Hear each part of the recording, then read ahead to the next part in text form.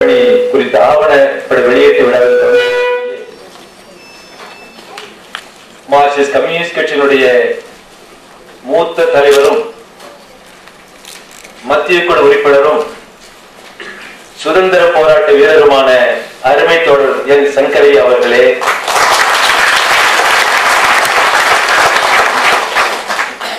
Marxist communist கட்சியினுடைய மாநில செயலாளரும் மத்திய குழு உறுப்பினருமான அருமை தோழர் என் வரதராஜன் அவர்களே, பத்மஸ்ரீ பாரதிராஜா அவர்களே, தேசிய அளவில் பல விருதுகளை பெற்றுள்ள ஒளிப்பதிவாளர் இயக்குனர் திரு பாலு மகேந்திர அவர்களே, பத்மஸ்ரீ திரு கமலஹாசன் அவர்களே, இந்து தலைமை ஆசிரியரும் முற்போக்கு சிந்தனையாளருமான மதிப்புக்குரிய இந்து என் ராம் அவர்களே,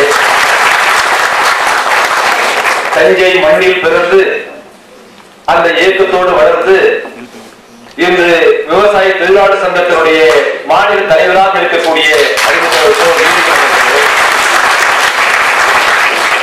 செம்மலர் தமிழ் மாத இலக்கிய பத்திரிகையினுடைய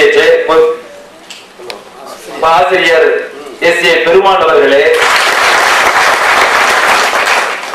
நவீன தமிழ் இலக்கியத்தில் தனக்கென்று இடத்தை பிடித்துள்ள மதிப்புக்குரிய எழுத்தாளர் திரு எஸ் ராமகிருஷ்ணன் அவர்களே, ராமையாவின் குடிசை ஆவணப்படத்தை இயக்கி இங்கே வெளியிட்டுள்ள அருமை தோழர் பாரதி கிருஷ்ணகுமார் அவர்களே, இந்த விழாவில் கலந்து கொள்ளக்கூடிய நண்பர்களே, சகோதரிகளே, பெரியவர்களே, அனைவருக்கும் என்னுடைய வணக்கத்தை தெரிவித்துக் கொள்கிறேன்.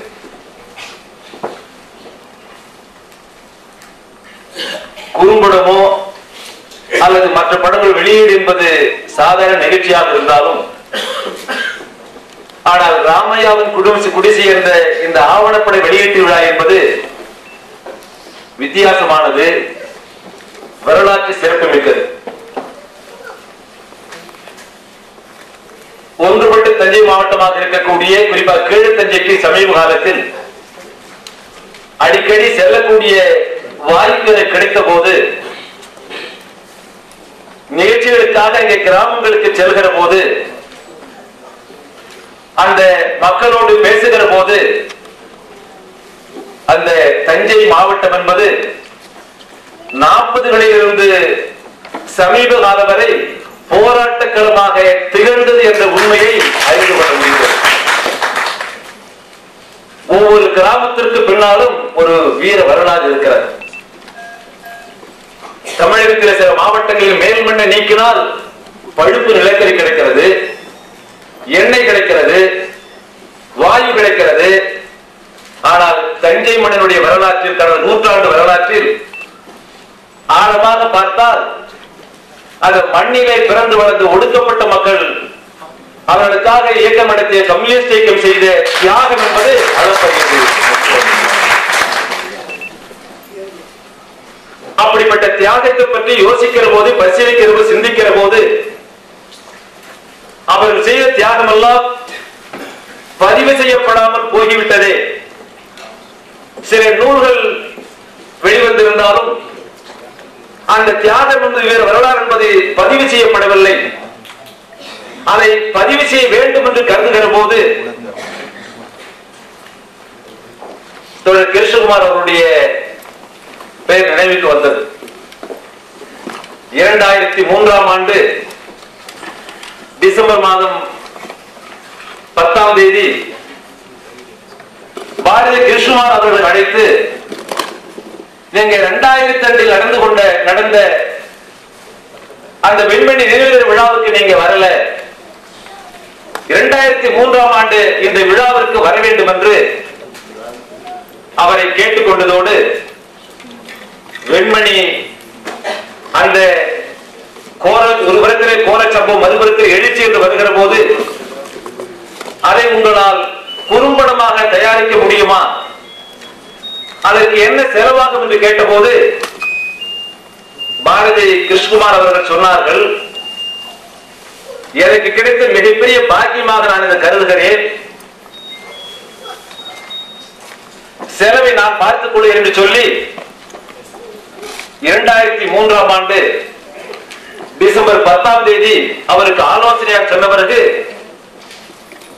இன்றைய தேதி வரையில் 2 ஆண்டுகள் 8 நாள் ஆகியிருக்கிறது. இந்த 2 ஆண்டு 8 நாட்களை பொறுத்தவரையில் பாரதி கிருஷ்ணமார் அவர்கள் இந்த படத்தை உருவாக்குவதற்காக அவர் ஆற்றிய பணி இருக்கிறதே 5 நிமிடத்திலே விளக்க முடியாது.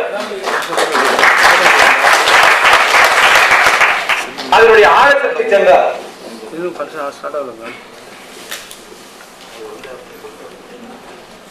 அதனுடைய ஆழத்திற்கு சென்றார். ஏராளமான விவரங்களை சேகரித்தார்.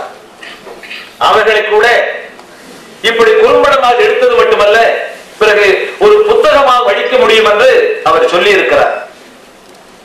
அப்படிப்பட்ட அந்த குறும்படம் அந்த தியாகிகளை, அந்த தியாகத்தை பதிவு செய்கிற போது நான் ஓரிரு வார்த்தைகளை சொல்லி என்னுடைய தலைமுறையை நிறைவு செய்ய விரும்புகிறேன். பல தலைவர்கள் இங்கே பேச இருக்கிறார். வெண்மணி என்ற வார்த்தை உச்சரிக்கிற போதே நமக்கு புல்லரிக்கிறது, உற்சாகம் வருகிறது. ஒரு புறத்தில் வேதனை தருகிறது, இன்னொரு புறத்தில் ஆத்திரம் வருகிறது.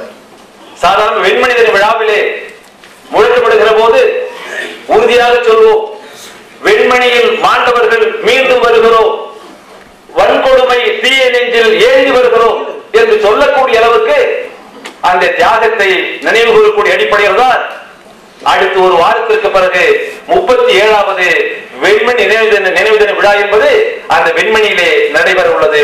இங்கே படத்தை வெளியிட இருக்கிறோம். நான் ஒரே ஒன்றை மட்டும் சொல்ல விரும்புகிறேன். 68ஆம் ஆண்டு டிசம்பர் மாதம் விவசாய தொழிலாளர்கள் கூலிக்காக ஒரு மாபெரும் எழுச்சி ஏற்பட்டு போராடி கொண்டிருக்கிற போது நெல் உற்பத்தியாளர் சங்க தலைவராக இருந்த கோபாலகிருஷ்ண நாயர் அவர்கள் இந்த போராட்டத்தை ஒடுக்க வேண்டும் என்று பல முயற்சிகளை மேற்கொள்கிறார். வெண்மணி கிராமத்திற்கு அவருடைய ஆளை அனுப்பி வெண்மணி கிராமத்து மக்களை சந்தித்து கோபாலகிருஷ்ண நாயருடைய ஏஜென்ட் கேட்கிறார், அரைப்படி கூலி உயர்வு வேண்டுமா? கூடுதலாக கூட கூலி கொடுக்கிறோம். இங்கே பறந்து கொண்டிருக்கிறது செங்கொடி, மார்க்சிஸ்ட் கம்யூனிஸ்ட் கட்சியினுடைய கொடி. அந்த கொடியை இறக்கிவிட்டு நெல் உற்பத்தியாளர் சங்கத்தினுடைய கொடியை ஏற்றினால் நீங்கள் கேட்பதை தருகிறேன் என்று கோபாலகிருஷ்ண நாயருடைய நிலச்சுவாதர் கோபாலகிருஷ்ண ஏஜென்ட் கேட்ட போது அந்த கிராமத்து மக்கள் விவசாயத்தில்